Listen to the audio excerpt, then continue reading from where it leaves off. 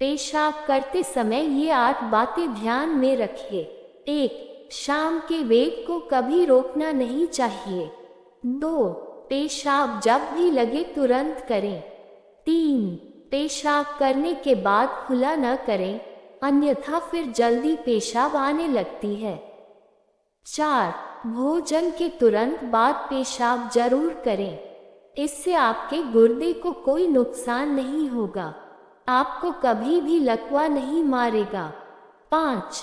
स्नान से आधे घंटे पहले और बाद में पेशाब करने से बचें, अन्यथा ये पेशाब की प्रॉब्लम का कारण बन सकता है। 6. एक बार की बात है, गौतम बुद्ध से उनके शिष्य ने पूछा कि बताए कर्म क्या है। गौतम बुद्ध ने कहा कि आओ एक कहानी सुनाता हूँ। एक बार एक राजा हाथी पर बैठकर के अपने राज्य का भ्रमण कर रहा था और घूमते घूमते एक दुकान के आगे आकर रुक गया। रुकने के बाद उसने अपने मंत्री से कहा कि मंत्री जी मालूम नहीं क्यों, लेकिन एक विचार ऐसा आया है कि इस दुकानदार को कल सुबह फांसी पर लटका दो। मंत्री इससे पहले कुछ पूछ पाता कि क्या वजह, कैसा, ऐसा क्यों लगा। राजा साहब आगे बढ़ गए, मंत्री से रहा नहीं गया। अगले दिन मंत्री भेष बदलकर आम जनता के भेष में उस दुकान में पहुंचा और देखता है कि वह दुकानदार चंदन की लकड़ी बेचता था। मंत्री जी ने पूछा कि काम धंधा कैसा चल रहा है, तो उसने बताया कि बहुत बुरा हाल है।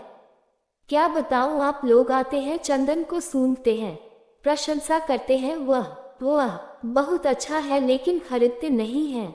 बस इसी इंतजार में बैठा हूँ कि हमारे राज्य के राजा की मृत्यु हो तो उसकी अंत्येष्टि में चंदन की लकड़ी जाए, बहुत सारी चंदन की लकड़ी खरीदी जाएगी, वहां से शायद मेरे दिन बदलना शुरू।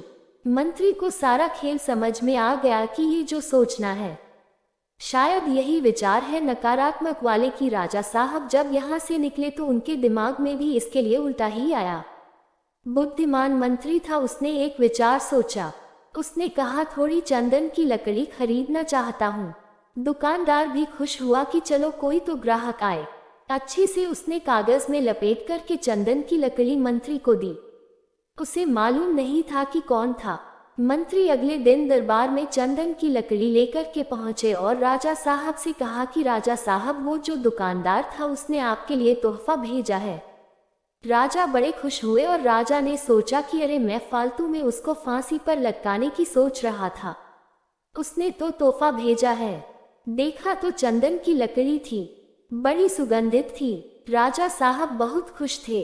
राजा साहब ने सोने के सिक्के भिजवाए उस दुकानदार के लिए। मंत्री अगले दिन सोने के सिक्के लेकर पहुंचा, वही आम जनता के भेष में।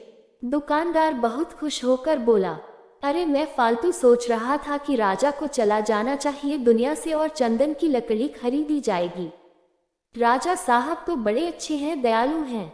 ये छोटी सी कहानी खत्म हुई तो गौतम बुद्ध ने अपने शिष्यों से पूछा कि बताए कर्म क्या है।